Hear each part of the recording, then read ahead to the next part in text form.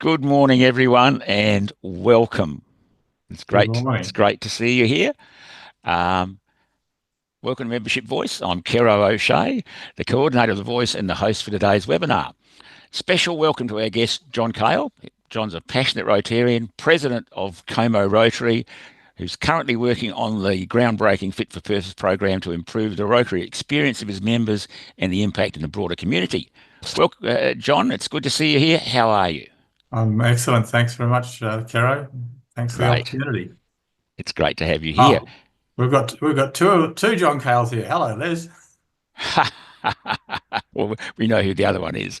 Okay, but it's important for me at this stage to acknowledge the Whadjuk people of the Noongar Nation, the traditional custodians of the land on which I'm hosting today's webinar, and I acknowledge the strength of their continuing culture and offer my respects to elders past, present, and emerging.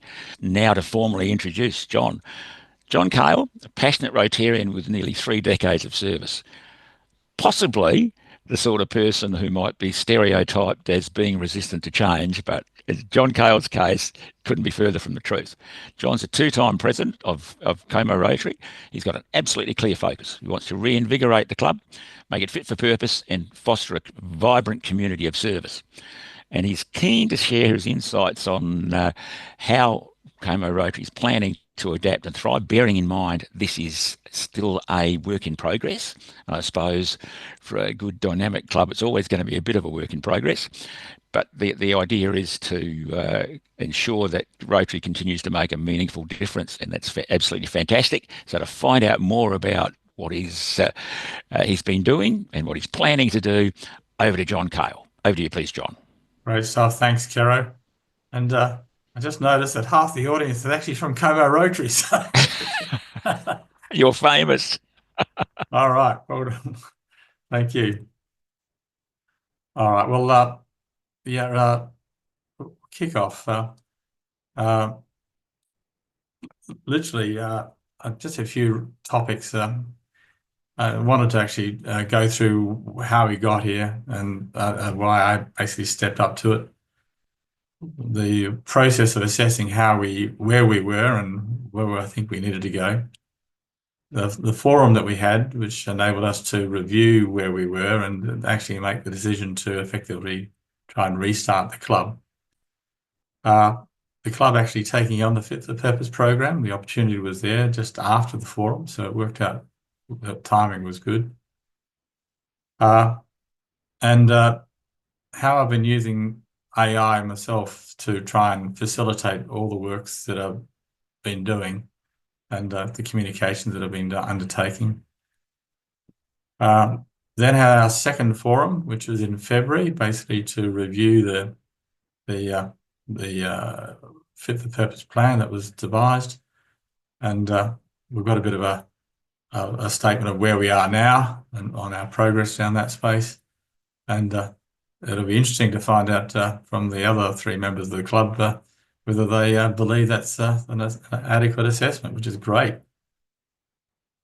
And the key takeaways and what I would suggest to other club members, other clubs going forward. All right. So I think the key thing was after COVID, it basically knocked the stuffing out of the club. And I think we'd lost a bit of vitality. We'd come down to smaller meetings and less general engagement across the board.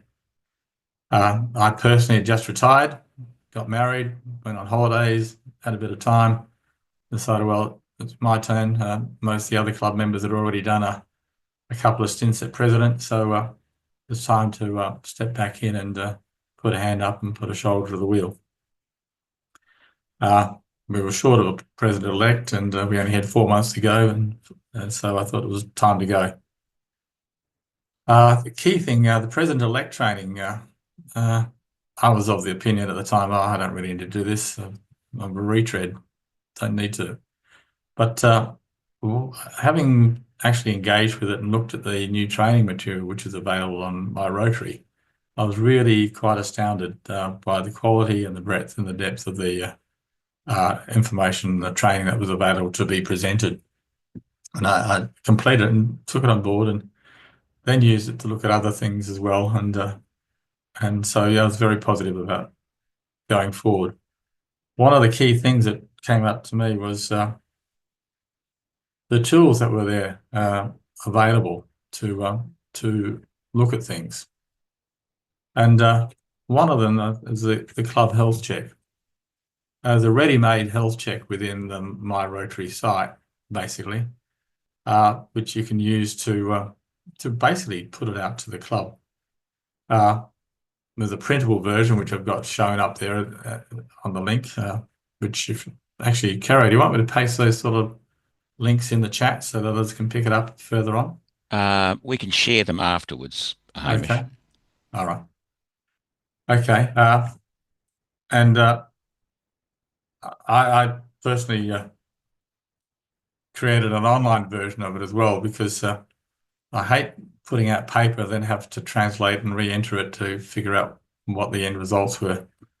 So I created an online version using Google Forms, which is basically a free tool. Anybody who's got a Gmail account, and it's very easy to create basically a survey which you can send to people. I'll show you what I've created an online version myself and sent it out. And we had about half the club respond. So this is the format of is it coming up?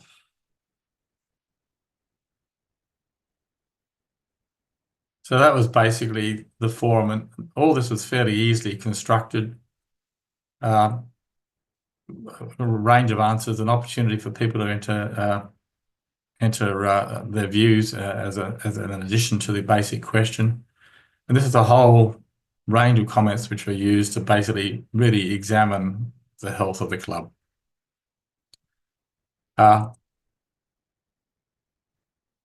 So that was the key thing. We did that in a forum in May. We actually kicked off the survey and then came back with a set of survey results. Now, there's a lot of survey results all the way across the board, and did some analysis and expanded those and presented them back to the club. But the key takeaways here are we had about half the members respond, which within the original time frame. Curiously enough, the response rate's actually gone up to nearly 2/3 of the club, or 3/4 of the club since, where people are looking at it and responding and putting additional responses in. But the key takeaway I took from this was that out of the 18 respondents, only 6 said they were satisfied. That it was perfect. We didn't need to do anything more. And 2/3 of respondents were less than satisfied. So I use that as something to consider how we might move forward, that we needed to do some change. The next one covered all the areas about culture within the club. And you've got a whole range of things. You can obviously see most members are proud of the club. A few were in the middle, and some were even somewhat disagreeing. Again, all the things able to be expressed, welcoming environment. Sorry, there's a few beeps coming in. Provides opportunities for members to skill, and you can see here a bit of a low level here. Obviously, we weren't engaging adequately enough across the board on how we could get members participating. Our club is sort of roughly diverse, but quite a few people thought we weren't. Obviously, a strong sense of community. Some doubts about the ability with how we integrate new members. And our club meetings were becoming generally enjoyable, but again, a bit off the money. So I used that as a stepping point to move forward. We had the initial review and the like, and the feedback of the club health, and that was done in May. And there was a segue we then had a forum, the first meeting of the club year, when I just basically assumed the presidency. And Kerry came along and helped us facilitate that conversation. And having reviewed the results and some further questions that were presided by Kerry, the end result of the forum was that the club decided that we should really try and restart Como. The statement being that it's often easier to start a new club than it is to change an old club. So hence the reason to consider the restart, as in, let's start us anew. What do we need to do? Many of the traditional elements of the meeting were subsequently discarded, like the charge, the fines, etc. I personally had some difficulty of acknowledgement of country, and I think many others did. So we moved that out of the conversation and moved forward from there. Also, in the late July, the Fit for Purpose program was announced, and it was literally just before the club forum. And we communicated to the club, alerting them to the opportunity and outlining the obligations that would be having taken on if we actually undertook this. And that was presented to the club. And the last meeting of July was asked to get confirmation that the club wanted to proceed down that path after examining the submission that we were putting forward, and that we were willing to undertake the works that were outlined in the agreement to participate and apply, should we be selected. And it's also a key point was that it was the club decided. It wasn't the board who said, look, this is the way we should be going. There was pretty much a unanimous vote from the attendees of the meeting in the end of July. So we moved forward into the Fit for Purpose workshop in Sydney. As I was saying, that workshop was a bit like drinking from a fire hose. It was lots of very high quality presentations, a lot to absorb, and the key things were a couple of key presentations that I saw in there. One is how we got there. It was quite clear for 20 years that our membership hasn't been growing; it's been static. And now it's starting to decline more rapidly. The presentation that I also found one of the most compelling was where are the missing millennials? Obviously, we don't have a lot of 40-year-olds in our clubs, or 30 to 40-year-olds in our clubs.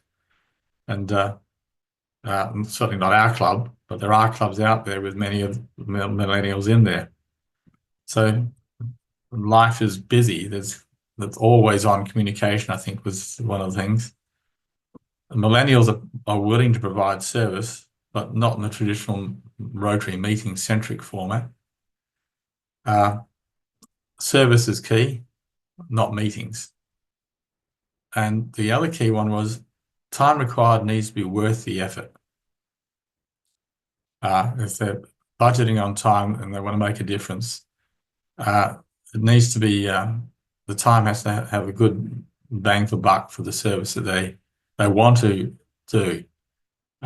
Their social outlets are in a different format to how the older boomer generation would work with meetings and the like.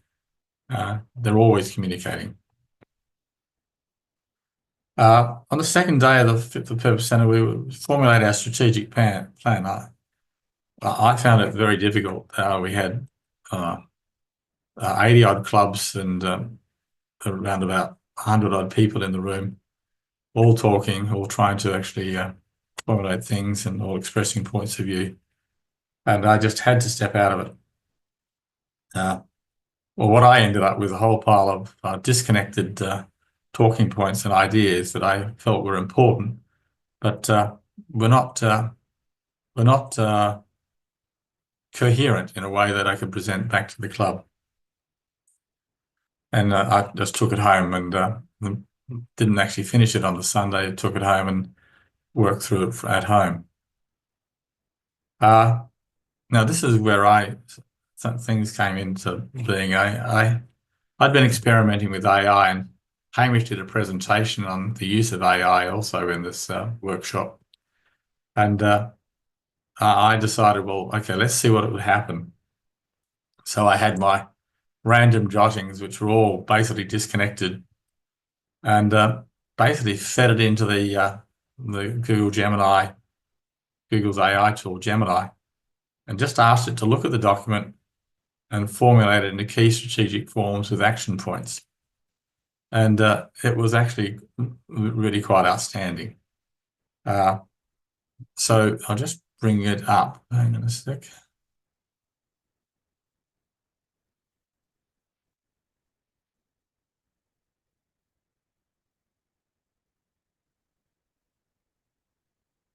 So this is what it basically produced with the initiatives, action required, solutions, etc., and move forward from that point of view. So I then also asked it to examine that end result and formulate it into key strategy areas. So obviously we needed to modernize our product, and I think if I look at it overall, that's probably a statement for all Rotary clubs. We needed to enhance member engagement and participation, improve our online presence and accessibility to make it much more visible. And we're in the process of bringing that one online. Look at how we can strengthen our community engagement. Obviously improve our public image and marketing. Modernize our governance and operations such that we are more family friendly, and develop a strategic growth plan. So they were the key topic areas overall of the different initiatives that needed to be looked at. And they were summarised into membership, community service, PR, digital strategy, governance and operations. So those are the 5 areas that we're working on basically. And again, I asked the AI tool to make that summary, and it came up with that, and I thought, well, why not? It sounds pretty good. So now the key thing, I put that plan out to everybody and said, oh, look, we've got it. We can move forward on this, and send it to the club. And I thought everybody would seize upon it. It would happen.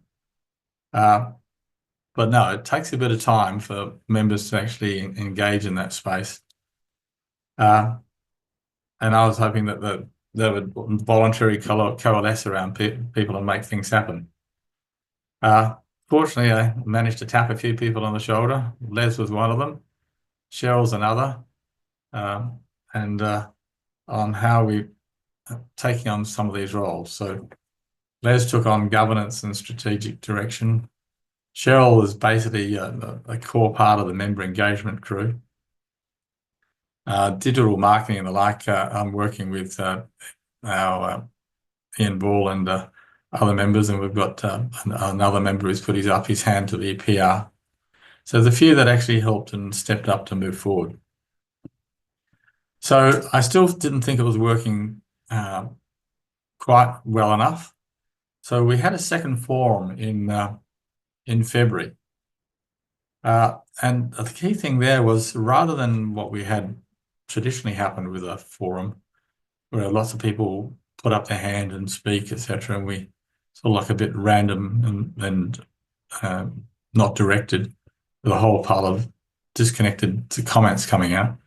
We decided, let's try and move it to a focus point, and focus the groups on the different topic areas, the different areas that we just talked about back here. So we had a membership engagement crew, community service, PR, and digital strategy, governance and operations. So the team went outside and spent half an hour discussing how we could move forward in that space. And we had and they came back and reported back to the meeting the key points that they thought were important and moved forward from there. We had a really enthusiastic and vibrant meeting that night, which is various people have said that was one of the best meetings they'd had for a year, basically, where basically members had engaged and were really feeling as though they were participating and making a difference to the club. So that was the key things up until February. So thought to give you an idea of where we are now, though, against those different categories. So within membership, so the membership engagement team basically are focusing on all aspects of engagement within the club, taking control of the meeting agenda and format, and are now chairing the meetings with various directions and options of how we are really engaging with members who are attending in that space. Next Monday, we've got our pretzel evening, which was an idea from a member of our club who's just joined us from Germany, where they would have a pretzel evening, and we've done it for the last 30 years, where members would go and join a host and be randomly allocated to the host, and hence mix up the membership and get them to know one another and participate. The other thing I think was the new meeting venue. We had a new dome open up. Various people had been complaining about the meals and the venue that we were at the time, and I thought, well, let's give it a go and try and have a go moving ourselves to the dome, so that there's no complaint about meals. It's what you order is what you get. And one of the other things that really was surprising was, because the meeting room is a bit small, we can't actually eat in there. So you don't get the normal cliques that people have their meals together with. So people eat and have their meal outside in the dome, and then they come back in, and they're all together, and it's a much cozier meeting, much closer, and really it seems very much more connected. And we seem to be having a greater level of attendance as well. We were in about the 20s with our normal attendance level. We've had regular meetings up to 28 to 30, so getting to the capacity of the room. Community service. We recently just did what was called reach out to our local community to ask them to pitch to our club. What would you like? What could Rotary do to help you achieve an outcome that you couldn't do on your own? So we've had 3 pitches, and we had that pitch session about 2 weeks ago. We got a new member to formulate that, and she was very much engaged with that, and this really has made a difference. And we got some really good engagements with good presentations. We put together a standard format PowerPoint template. So these are the topic areas we want you to address and why it's important, who are the beneficiaries of it, and the like. If you know what the budget is, then that would be useful to know. And then we'd align it and assess it against a standard set of criteria, which all the members basically who were party to the meeting filled our criteria check sheet, and basically those results are now being formulated and will be presented back to the club in next meeting after next on the 14th. So we had 2 smaller projects which were already in line with existing projects, and one quite large project which is an ideal candidate for our Rotary Community Group type projects, where we're trying to bridge across multiple clubs and get them all moving together. And we're hoping to actually run the session at least annually, if not by twice a year. PR, we've got I was a PR director. We're trying to actually considering a quarterly editorial placements in the local news, and expect more to come in this space. Our website is just about to be handed over to us tonight, so we'll be using that to more adequately document where we are and communicate our events. Getting new banners and flags, etc., and uniforms to bring us more in line with Rotary and publicise who we are and where we are. On a digital strategy, earlier in the year, we'd agreed to spend up to $6,000 a year on advertising. We have used it to advertise our car show and the movie fundraiser that we were trying to put together.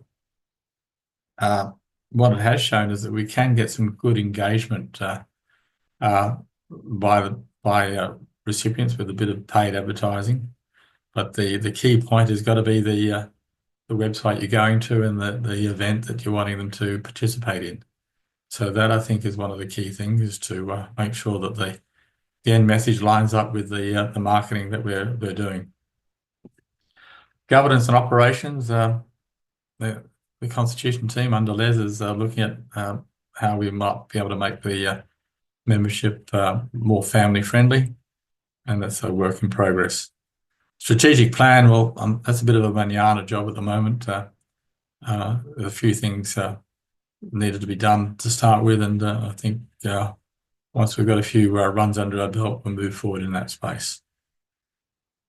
So the key takeaways and advice I have is basically I've really found that the use of AI really does make it so much easier.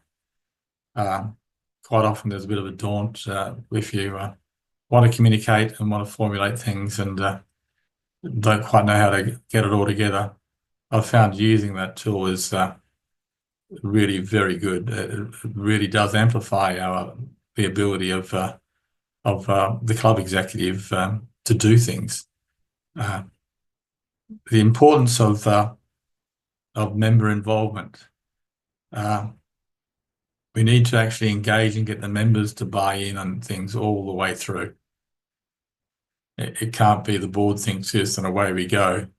It needs to be the members agree with the board's suggestion, then we go. And being willing to challenge our traditional practices. So that's the key outcome, key output. Over to you. Thank you, John. Thank you, John. Now, just reminding everyone, if you'd like to ask a question, pop your electronic hand up or fire something into the chat. John, you've talked about AI, and Hamish has just turned his camera on, and I'm sure that he's been pretty excited by the work you're doing there. In terms of broadening or getting more people in your committees or teams working with AI, how is that going? Look, that isn't going basically. Many members are still daunted by it. But you've actually probably dropped a seed in the mind here now, Caro. And we'll speak to Cheryl, our speakers coordinator, that let's consider showing members how easy it is to use it. Literally, I've got a screen up here as it is. This is what I basically wrote. Basically, that's the Google Gemini, which is the one I tend to use, and that's what's called the prompt screen. Basically, I've asked it basically help me craft the following. So I've written some stuff, and I thought I don't think it's really quite good enough. Help me move it and make it more vibrant and more engaging with my intended audience. And so I put all that together, and it's just bullet points, not quite right, just all the key points that came with almost a stream of consciousness. Mm-hmm. And it took all that and making the key point, create a mobile dental clinic. how can we do that? Mm. And again, engaging members to look at how they might be able to participate, uh, uh, and also the reasoning why it's a perfect fit for our community group. And I even got it to do a little bit further down. I said, "Oh, it's not yet a project here. Give me an image of what a Rotary mobile bus would look like." And so that was about 5 minutes work, not even work basically, just basically typing in and saying, "Look, suggest a catchy, unique name as a part of it, and no other options." And what they say, give me a logo, and then it stuck it on the bus. Ah, It stuck it on the bus. ah. So how are you going to sell that to your members? I mean, you're obviously passionate about it. I know Hamish is passionate about it. He's delivered a couple of great webinars on it. How do you sell it to Cheryl, Les, and John and others? Well, I think we've just basically got to seize the moment, I think, and have an opportunity and uh, and present it to the club at some stage. Uh, for instance, I know there are plenty of presentations on the web, and there's a few Hamish presentations. Why don't we actually look at one of those as a club speaker, and maybe Mm, get Hamish to come along and annotate and talk to it as well. mm. That's one option. Uh, Fantastic. uh, but again, that's an idea that we're looking at, and we need to take it on board and see how we might be able to move forward. I want to come back to this issue with fit for purpose. Obviously, every club had a delegate at at the Fit for Purpose conference, and you were that person, and you've come back all fired up. But there's a huge risk in that once once your energy falls away, that the whole thing will just fall in a hole. How is the club addressing that key risk? Well, one of the things was, well, for instance, the club basically, Les and I are basically going to be co-presidents for next year, basically, because basically it is a 2-year program. I think Mm, the sign up was to June 2026. So that I think is one of the key things. So Les has put his hand up to help move forward and keep the engine running on that space, and mhm. they'll be exploring the pathways.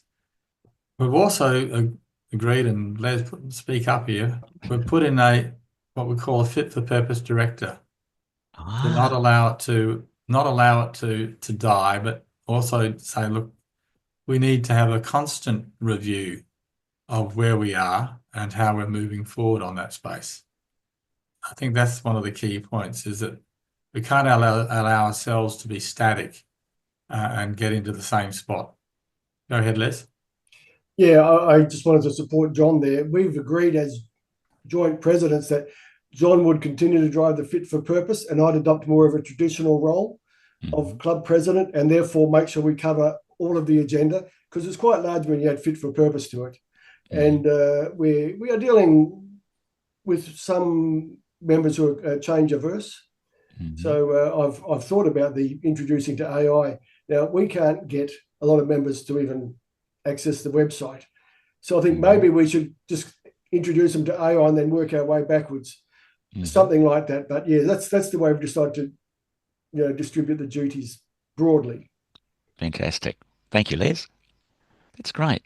John, I want to move across to something now that is critically, even though it's not particularly well known, right across the board, and that's regionalisation. Fit for Purpose was a major initiative as part of the move to regionalisation. How are you seeing Como benefiting regionalisation and regionalisation benefiting Como?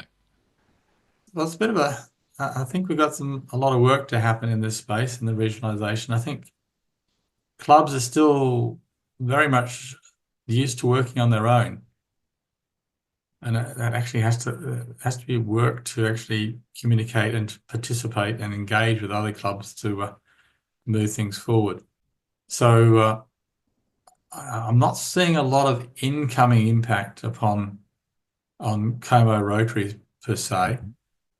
I've personally been trying to reach out in the other direction, and so I'm not seeing a lot happening in that space. But again, I think I've got to do a bit of I think we've actually got to actually phone one another up and actually have the conversation. I think the one-on-one telephone calls with other members is other contacts in the regional community group representatives is important to try and gather support for ideas and move forward from that.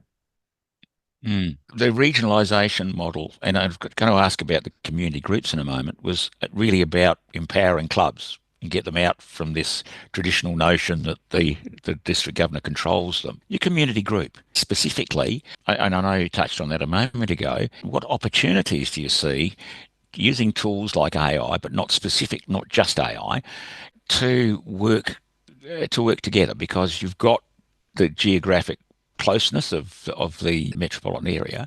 What ideas would you have in that area? One is obviously the communication, to communicate more effectively between them. Just the experience is that you've got to reach into the clubs themselves. I think there's a bit of a gatekeeper effect at the community group point of contact. So I think that's one of the key things, is how we might be able to more effectively advertise into the members of the different clubs. And again, maybe that's a case of using inward advertising, basically. How can we more effectively advertise internally to Rotary Club members, etc., within a specific region, which Google lends itself to, and Facebook does as well. So you can actually quite clearly define where you want your advertising to be spent, and look for it that way. I think there's a bit of work in progress in that, etc. But again, you've got fit for purpose, and you've got community groups as well. Me personally, I don't have the mental bandwidth to do it all, so we've got to get more people engaged in doing it. Les got his hand up there. He does. Yeah, I just got for to some reason, I acknowledge don't that have Hamish has a electronic question hand. there I as don't well. know. So Sorry, we'll go to Les. Les. We'll go to Les With first. the community groups, I suspect the scientists among you would know that one of the greatest forces on Earth is inertia. So I think we have to hasten slowly. And once I think we get a community group to support a significant project, I think we'll be off and running. But at the moment, trying to get engagement from the other clubs within the group is a bit of a battle. I'm not saying it won't happen, but we've got to be assertive, not aggressive, because if we get too full on, we might lose people. That's what all we want. So we have to engage with the other clubs and show a level of patience, but not too much. Fair enough. Thank you, Les. Now, over to Hamish, who's got a question about and I'd like Hamish to ask this question about how AI might have helped or not. I just thanks for the presentation, John. It's great to hear that you have got a lot out of the Fit for Purpose program, and that you were already using AI tools even before I started talking about them. But I just wondered, you mentioned in the presentation that you've been working on a public image plan and a digital strategy as a club. I just wondered whether AI tools had helped with any part of that as well, in terms of whether content creation or the strategy behind some of that as well. I haven't actually been able to look at your recent member voice package on using AI to formulate the reposting. I actually asked John Dodman. Johnny, I'm not sure whether you managed to go to that session or not. I didn't get to it live, but I'm in the middle of watching it now. So that's where I'm at. But I used it for advertising for the car show and for the Flight from Erebus movie fundraiser that we were trying to put together. I used the inbuilt AI tools of Google Advertising, basically, because there's quite a bit which is in there. It guides you pretty well. And to formulate the messages, I actually poked it into Google AI and said, give me a catchy hook point or a way of attracting people. So that was what I was doing. Yeah, so that was it. So it's a starting point, really, and a bit more work to be done in that space, but we need to continue. Okay, John.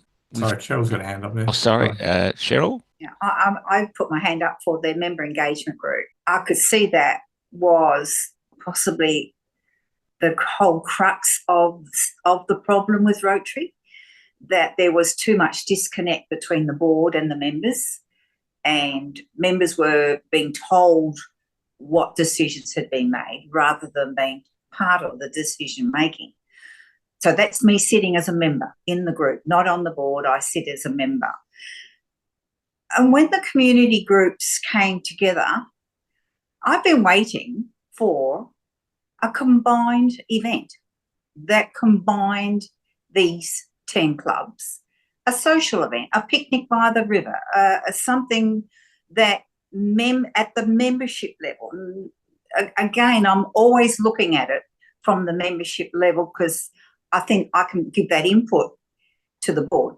And I'm also a guest speaker, so I'm listening to needs of the members as well at the member level. So my take on it is that it's possibly quite an engaged group, but at a level that hasn't really been at the membership level. It's been more at the presidents of the clubs. I may be totally incorrect there, but I haven't felt like I'm part of a community of 10 clubs. I have not felt that because we've not actually done anything social.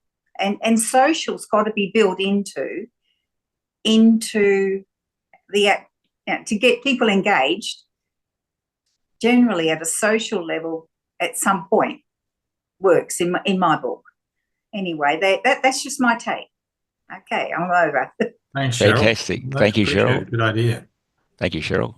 John, looking at this in terms, there's a lot of things going well. Has there been anything in all of that you've seen that has perhaps not gone perhaps according to plan, or the expectation hasn't been met?